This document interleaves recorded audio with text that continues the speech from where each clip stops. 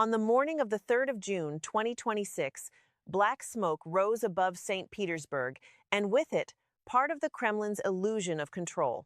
Luxury cars glided toward the SPIEF venue under golden sunlight.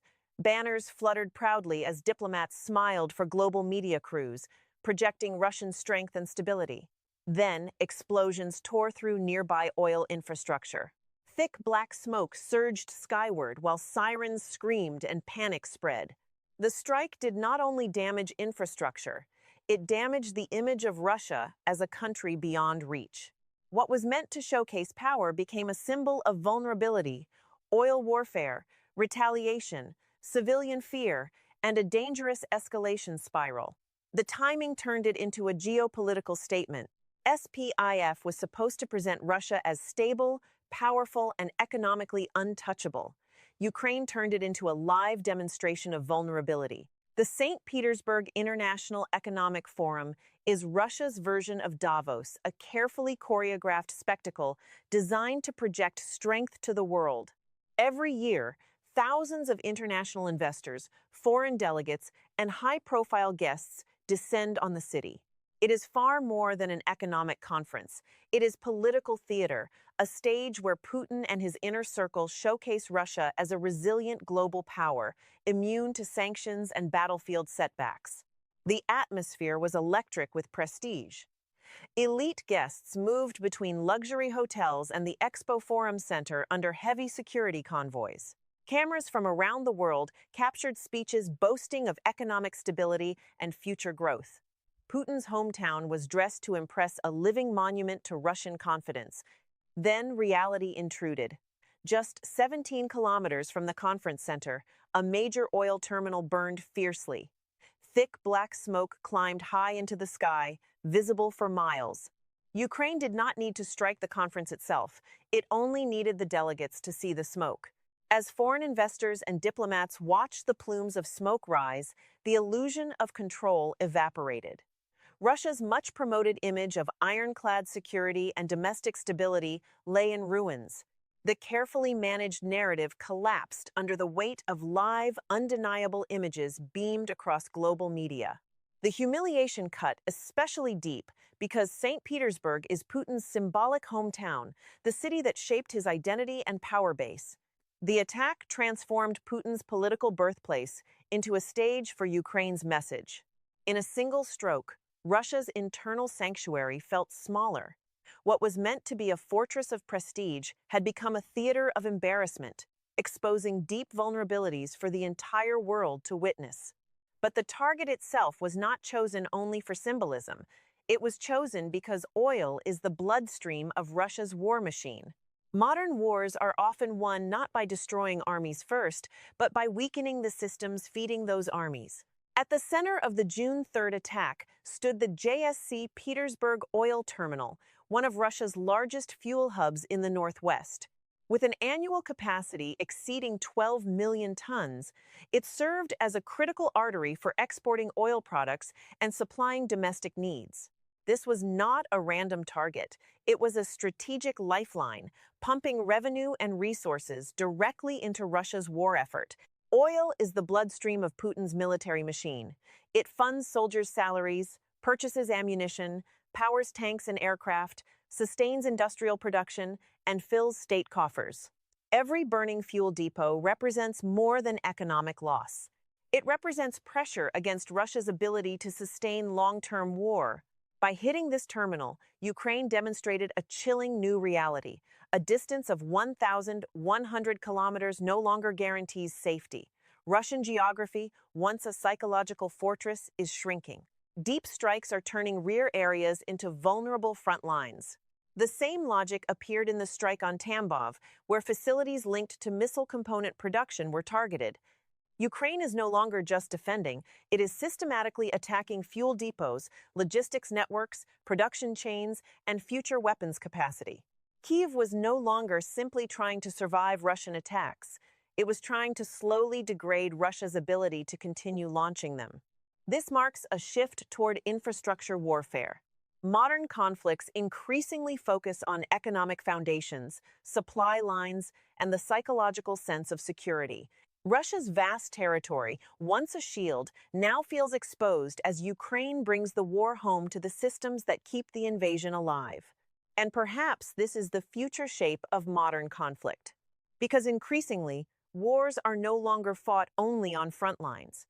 They are fought through infrastructure, logistics, economics, and the psychological destruction of strategic security itself. So, tell me, do you think deep strike drone warfare is permanently changing what it means for a country to feel safe behind its borders? But the strike also carried another message: retaliation. One day before St. Petersburg burned, Ukrainian cities were enduring one of Russia's largest bombardments of the war. Over 700 munitions, drones, missiles, and rockets rained down on Ukrainian territory. Cities trembled under relentless explosions. Residential buildings collapsed, civilian infrastructure was shattered, and families huddled in shelters through another night of terror. The psychological exhaustion was immense. This was not random violence. It was a deliberate attempt to break Ukraine's will and remind the world who held the initiative. But Ukraine refused to let Russia monopolize pain. The strike on the Petersburg Oil Terminal and related targets was a calculated response. The message was brutal but clear. If Ukrainian cities burn, Russia's strategic infrastructure will burn as well. This doctrine of reciprocity carries grave danger. Every act of retaliation invites a counter-retaliation. What begins as measured response can quickly spiral into an uncontrollable cycle of destruction. Each side raises the stakes, searching for new ways to inflict greater cost, while the threshold for escalation creeps dangerously higher. In this phase of the war, pain itself had become a geopolitical language. Infrastructure destruction was no longer merely tactical. It served as a brutal form of communication, signaling resolve and imposing consequences across borders. Yet there is no clean victory here. Every strike, no matter how strategic, expands the geography of fear. Russian civilians now glimpse the same smoke and sirens that have haunted Ukrainians for years. Ukrainian strikes may weaken Russia's war machine, but they also deepen the cycle of suffering on both sides. And behind all the strategy and symbolism, ordinary people remain trapped inside the consequences. Behind every strategic target are ordinary people who never chose to become part of the war. On the morning of June 3rd in St. Petersburg, the city awoke to chaos. Factory workers paused on their way to shifts, staring at the thick black smoke rising over the horizon. Families gathered at windows, mothers holding children tightly as sirens pierced the morning calm. Confusion and anxiety spread through neighborhoods. People who had planned ordinary days commuting, working, caring for loved ones suddenly found themselves breathing the acrid air of distant explosions. The prestige of the SPIEF felt worlds away from their fear. The same fear has become a daily companion across Ukraine. In Kyiv, Dnipro, and Kharkiv, civilians have lived for years under the dread of incoming drones and missiles. Sirens wail without warning. Parents rush children to shelters. Entire communities carry the heavy weight of uncertainty and loss. The tragedy of modern war is that strategic messages are often delivered through civilian fear. Military logic may justify striking oil terminals that fuel a war machine. Such targets weaken an aggressor's capacity to attack. Yet the human cost remains painfully real: disrupted lives, polluted environments, traumatized families on both sides. No analysis can fully erase the faces of those caught in the middle. The more precise modern weapons become, the larger the geography of fear seems to grow. Advanced technology allows deeper strikes, yet it spreads anxiety across entire societies. What was once a distant conflict now touches the daily rhythm of life in major cities hundreds of kilometers from the front lines. And perhaps that is the most painful truth hidden beneath the smoke. Because behind every burning refinery, every drone strike, and every missile barrage are ordinary people trying to survive another day. Russian workers did not personally create this war. Ukrainian civilians did not choose to live beneath constant bombardment. And if you're still watching this story, it's probably because modern war increasingly feels less like victory and more like the expansion of fear across entire societies. And nowhere was that psychological shift more symbolic than in St. Petersburg itself.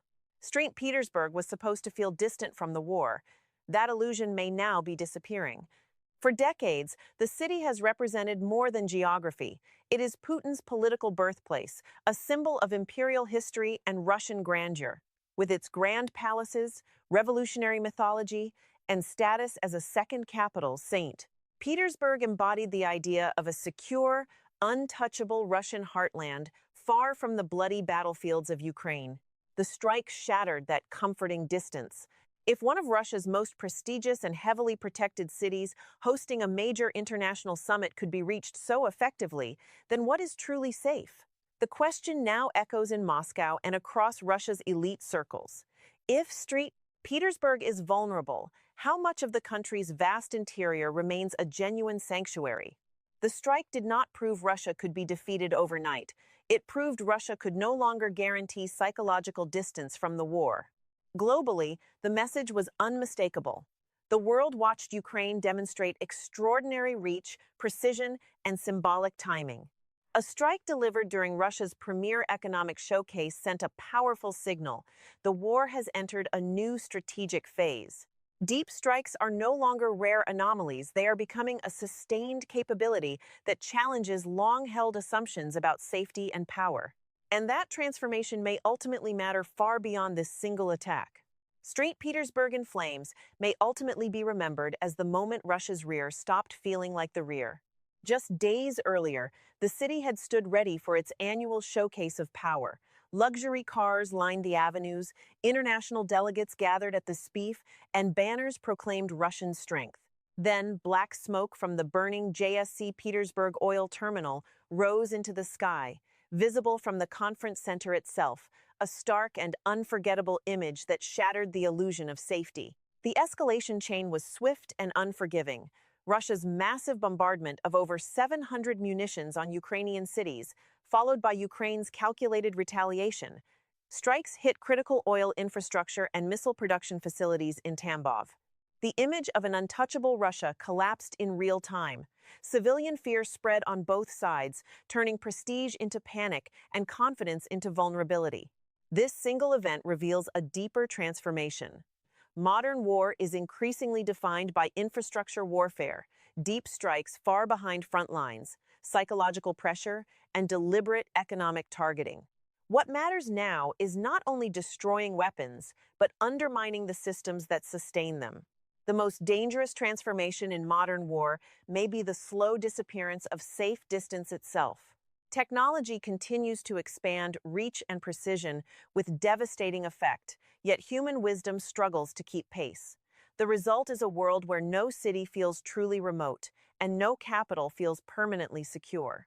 And perhaps that is why the smoke above St. Petersburg felt larger than one burning terminal. If you want more deep geopolitical documentaries that go beyond headlines and uncover the systems, psychology, strategy, and human cost reshaping modern conflict, stay with the channel. Because the future of war may no longer be defined only by armies crossing borders. It may be defined by the collapse of the idea that anywhere is truly safe anymore. And above the burning oil terminal of St. Petersburg, the world may have witnessed a terrifying new reality. In modern war, distance itself is slowly dying.